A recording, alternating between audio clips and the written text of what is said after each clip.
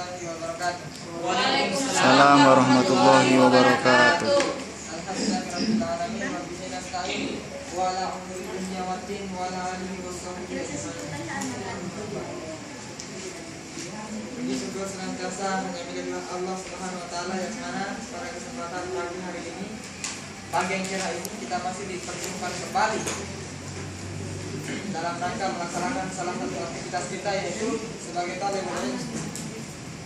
Salah satu salam dan hatinya kita aturkan kepada junjungan kita Nabi besar Muhammad sallallahu alaihi wasallam, yang mana beliau telah merangkak kehidupan manusia dan segala aspek, seperti yang bisa kita rasakan pada saat sekarang ini. Baiklah,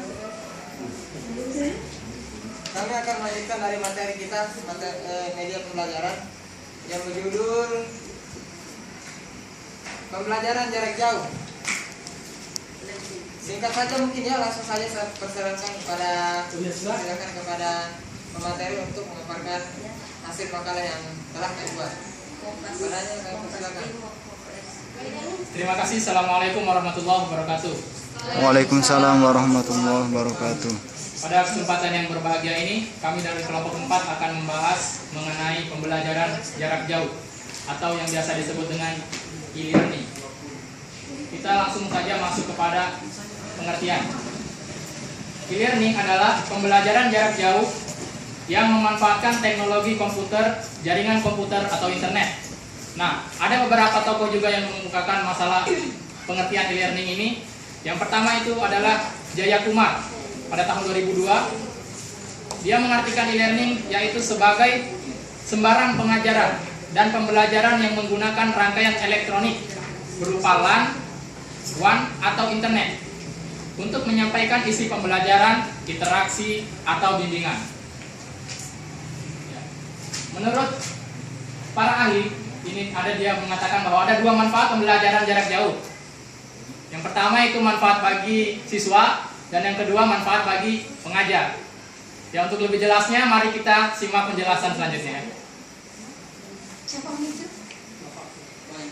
Pertama itu manfaat bagi siswa, ada 3. Ini saya rincikan saja, sebenarnya ada banyak manfaatnya. Yang pertama itu berkembangnya fleksibilitas belajar yang tinggi. Mengapa demikian? Karena dalam sebuah jaringan internet, jika kita belajar, maka pembelajaran itu otomatis akan kita kembangkan sendiri. Maka fleksibilitasnya akan lebih besar daripada belajar tidak menggunakan sistem e-learning. Yang kedua itu dapat berkomunikasi dengan guru atau dosen setiap saat. Nah, melalui pembelajaran jarak jauh, dimanapun dan kapanpun itu kita bisa berinteraksi dengan pembimbing kita melalui chatting kah atau kirim email dan sebagainya. Kemudian dapat melakukan interaksi dengan sumber belajar kapan saja dan dari mana saja. Ya sudah jelas ya. Yang penting ada jaringan, sudah kita bisa mengakses sumber belajar. Kemudian manfaat yang kedua yaitu bagi pengajar. Saya masukkan di sini ada 7 manfaat. Sebenarnya ada banyak juga ya. Yang pertama itu mampu meningkatkan pemerataan pendidikan. Nah, ini yang pertama. Kemudian meningkatkan prestasi belajar, meningkatkan kehadiran siswa di kelas, meningkatkan rasa percaya diri. Nah, bisa disimak saja ya. Hanya ini warnanya berbeda jadi tidak menarik. Kemudian kita masuk pada kelebihan dan kekurangannya. Masuk pada kelebihannya ya.